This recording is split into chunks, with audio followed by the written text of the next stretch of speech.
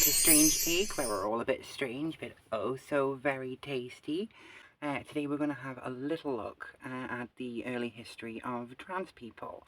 I was curious as to how far back we can go and still find evidence that people wouldn't fit the gender binary or social expectation. I was amazed to find about how the different cultures and different civilizations have completely different concepts when it came to sex and gender. I was pretty amazed. We will start by looking at how cultures, thought they treated those who would now be considered part of the LGBT umbrella. Because as far back as the ancient Egyptians, people have challenged the idea of the rigid gender binary. Whether it be gods or peoples and individuals in general, there have been many examples of, switching genders. And very much non-gender conforming. So for my research, the earliest known examples that I could find that could actually be physically verified are the ancient Egyptian mummies from the Birmingham Museum. Now, CT scans were performed of the mummies, and they were from 664 to 525 BC, so very old. Now, I genuinely can't pronounce this name, so I will put it on screen. But it's that dynasty. Yeah, I can't do that. On one coffin lid, the person was described as the daughter of, I apologise if I butcher this, Amunka. Possibly wrong there, might have said that wrong. But once checked, it was revealed that it was actually a biological male. And while it can be speculated this might be an oversight or maybe has another meaning, considering ancient Egyptians were very devout in how they treat their dead, it was an integral part of their culture. Which makes us believe it was more on the deliberate side. So there is obviously a story behind that we do not know. Another mummy, one of a religious dancer, was also found to not be biologically female, even though unless you were to scan it so you could see the bones, you would not be able to tell. In fact, I'll stick the picture right here. Now, they even went to the extent of recreating feminine curves, breasts, and this is all according to the 1906 publication by James Putnam and George Hart, which is an Eyewitness Anthology. So the person was a religious dancer, and great care was taken with the actual mummification. Each finger was wrapped individually, and even on royalty, that was pretty much unheard of. Which I think is, again, remarkable, stuff you never knew. But it leads us to believe that this person was very much in, a higher standing, which just goes to show that just because they necessarily didn't identify with the gender they were born with, didn't mean that they weren't considered an important, integral part of their society. Now again, while this is only a small example, this does tell us that people questioning their gender identity has been something that has been quite consistent throughout life, throughout history, which is to be expected, really. I mean, as long as people exist, there are always going to be people that don't necessarily think what would be considered the norm. And it also tells us it's less about the existence of people not of the binary norm, and more about their acceptance within the cultures that they lived in. Mind you, not all societies had this way of thinking. The Aztecs were very much against even the notion of homosexuality, let alone gender non-conforming. Granted, they weren't exactly known for their tolerance, more their human sacrifices and heart-eating. In fact, the punishment was brutal if such a relationship was discovered, the submissive being the one to receive the brunt of, that aggression and hatred. Unfortunately, like a lot of people today, the culture saw it as taking a step down, with women being very much second-class citizens. So even the Romans were meant to be devout in this belief as well. And while they are more a liberal outlook on homosexuality, to the point where relationships with younger men was considered the norm, if not expected. But mind you, things were slightly different. a freeborn male Roman with an ability to had the ability to sleep with pretty much anyone he wanted, as long as their station was lower and they were the dominant in the relationship. Those that took the submissive form were very much seen as lesser. Yeah, it would be shunned upon should, you know, a free male being discovered to be the submissive. There's a little story about that a little bit later. See, now the Romans, where they were highly militant, they revered dominance and masculine traits, which meant relations with another freeborn male was completely off limits. It was more about social standing, which became a final deciding factor in choosing the partner, rather than gender. Hadrian, whose massive wall that he built along the north end of England, is actually not far away from me now. Somewhere. Yeah, Hadrian, he was a great fan of a little man-on-man action. He was known to have a very large amount of concubines, male concubines. And like, honestly, this must be where the inspiration came from all these harems and everything you see in anime. Literally, when I was researching this, I just had the mental image of Kirito going around building the wall. And a whole group of male concubines behind him. I just thought it was hilarious. Yeah. Caesar, being the powerhouse that he was, had rumours that he was the submissive. And he even had a nickname of... Sorry if I butcher this, but his nickname was the Queen of Bithynia. So, yeah, I think that's Bithynia. Bithynia, Bithynia, put it on there. The Romans had, with the Romans having such a stock in dominance, that to be linked with anything else would lead to constant ridicule, and apparently he got quite a bit of it. And while no one can guarantee for sure if this rumour is actually true, it seems to be quite prevalent. And there was a rumour, again, rumour, allegedly, that when Caesar made his procession after he defeated Gaul, a chant of Caesar laid Gaul low, but Nicomedes laid Caesar low, which is basically just saying that, look, he might have defeated Gaul, but yeah, he goes anywhere else and he's getting bummed. Now, apparently this was because when he went to meet King Nicomedes, apparently they had a sexual relationship, one which Caesar was the submissive. Now, this could be the reason why they actually killed Caesar. I mean, we never know the actual reason behind it. I mean, I know Shakespeare's outlook on it, but that could have been the main reason for, you know, him being murdered by the Senate. Maybe it was such a detriment to them, you know, to have a leader that was submissive that they just thought better. Doesn't matter what he's done, doesn't matter how far he's progressed things, it doesn't matter how far he's come for the empire, it's the case of he's still the submissive. So, as I said, they put a lot of stock into dominance and masculinity, so anything that would be considered even slightly submissive would just be completely ludicrous. Maybe the shame of it was just too much for the Senate to take lying down. Can't help myself. So, while the Romans had sort of a positive view towards homosexuality, the same cannot be said for the gender conforming. At least that's what my original research told me. But as the more I read, as I said before, the Romans believed in, you know, binary sexes. However, it's been documented by Philo of Alexandria, not sure if he was the one that created the pastry though, and Marcus Manilius, described in detail people that, by our own definition, would be considered transgender. In fact, Philo stated, expanding ever possible care on their outward adornment, and not ashamed even to employ every device to change artificially their nature as men into women. He mentioned a few things about some of them having their genitals removed, so which leads me to believe that maybe they weren't so worried about the stigma that came with it.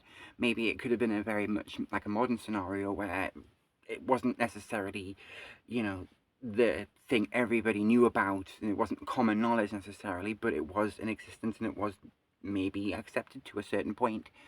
Again, this is all speculation. We can never really guarantee what people were like when we've never been there. So the Greeks, they were a little different again. If anyone has seen the film 300, then you would have heard this.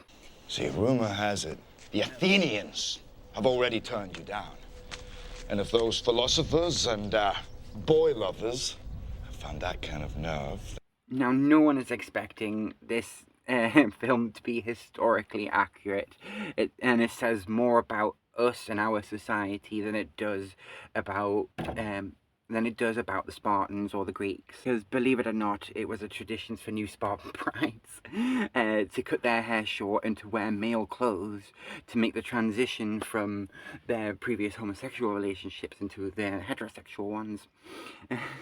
Because they had relationships with, you know, younger males. It was considered a thing. It wasn't necessarily a sexual thing, but more often than not it was. They called it a pederastic relationship, and as I said, they were very commonplace, and with boys as young as 12. They would continue this relationship until the boy had, you know, grown into a full man, which is when he had body hair and when he had facial hair. Now, when it comes to the Greeks and their opinions and treatment of trans people, it's, again, everything has been quite different from one to another, even part of, you know, the same time scale. While there isn't much mention of trans people or people switching gender roles, but like the Romans, they put a lot of stock into masculine traits. And it was considered taboo for any adult man to be seen effeminate. Though there was a cult called the goddess of Cybele, and were known to castrate themselves and wear exclusively women's clothing. So, again, it's not necessarily commonplace, but it's not going to be. Even with the amount of population we have now, there's still quite a small number of people, broadly speaking, that would identify as trans and non-binary. It's never going to be mainstream, and we don't really expect it to be. At least I don't. It's a case of, we're such a small population, it would be weird to accommodate the minority rather than the majority. This does not in any way suggest that they were actually trans, not by our definition anyways, but I could imagine that people who were trans would have found their place there and would have been able to sort of at least have their bit of sanctuary. So, you know, I suppose safe places long before safe places were a thing.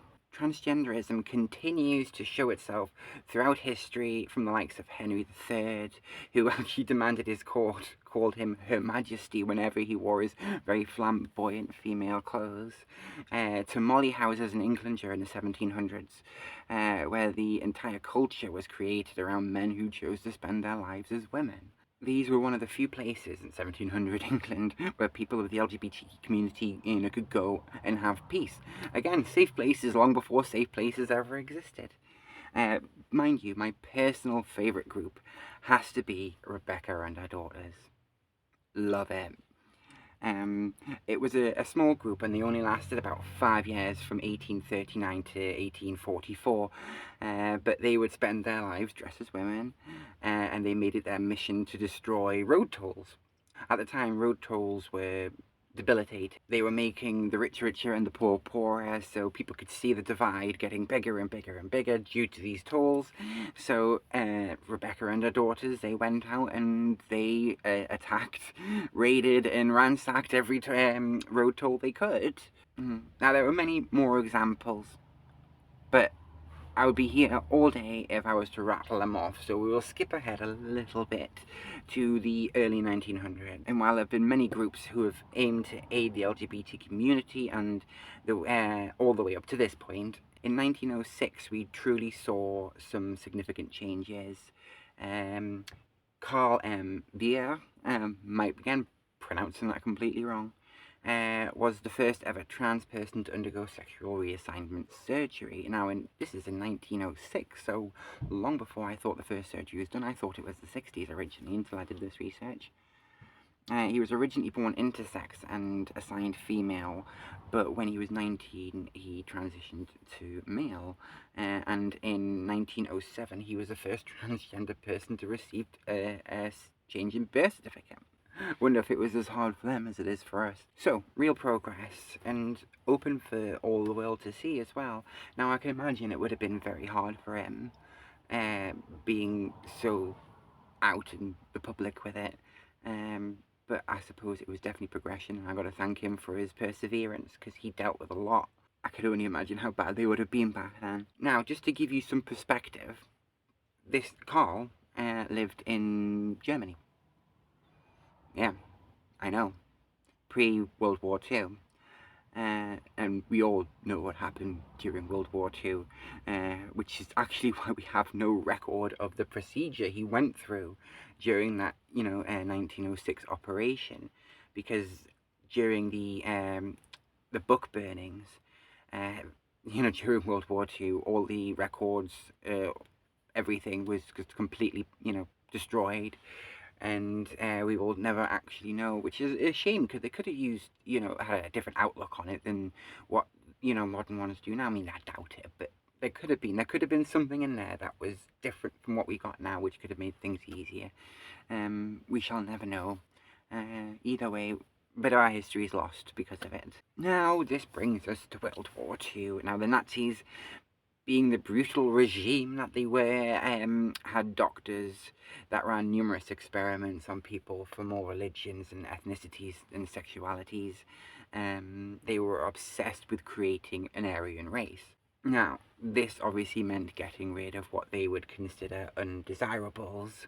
We all know they had lots of concentration camps where millions of people were murdered brutally and sadistically. Records show for us that there was over 100,000 men rounded up after being accused of breaking paragraph 175, which was a statute that criminalized any acts of homosexuality of any kind.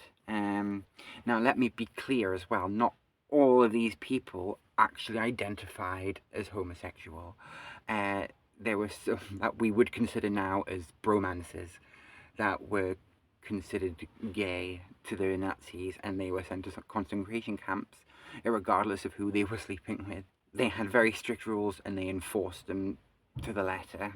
Now, paragraph 183 was the statute that stopped any trans person from being trans in public. Yep, I'm so glad that we won the war. Very, very happy about that. Could only imagine what it would be like now if, they had won. Man in the High Castle comes to mind. And just like gay people at the time, trans people were sent to concentration camps, and treated very, very similar. In fact, it was the gay and trans community that really got hit at one point.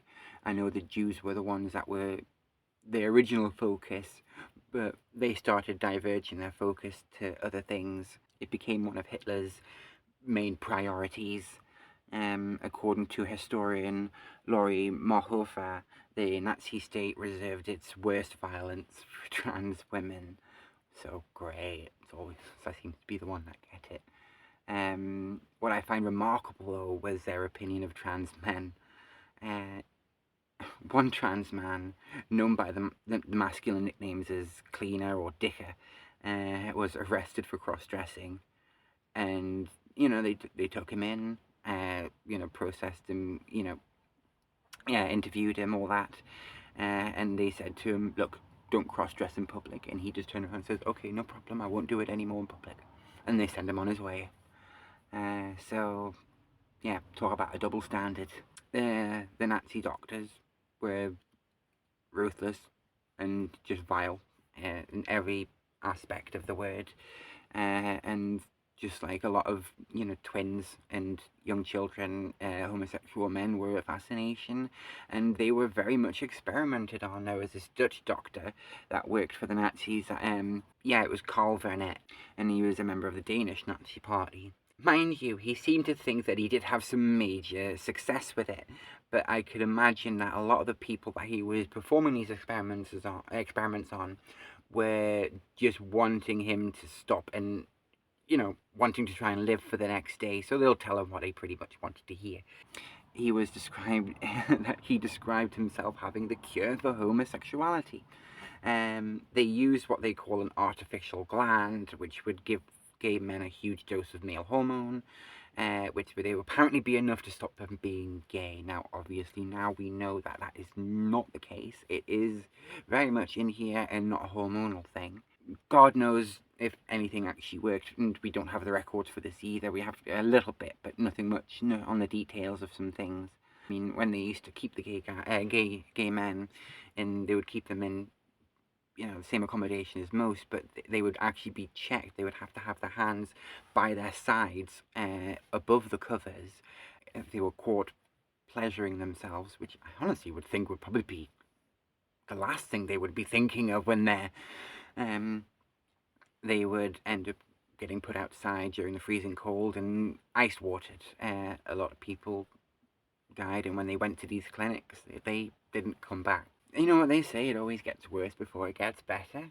I like to think that we've come on in leaps and bounds since then, which is good. And this leads us on to the second half of the 20th century. Now, it is a lot busier in terms of what we know. So I will dedicate a whole video to that so we can get into a bit more detail. And this has been fun. I've enjoyed doing a lot of the research for this. It's been fascinating, if not a little bit morbid. But no, it's been great. I hope you guys like it. And if you guys like it and you want to see more, please like, subscribe, leave a comment. If you've got any video ideas that you can think of, please send them my way. I'm all for a bit of constructive criticism. Thank you very much, guys, and I will catch you on the next one. Bye!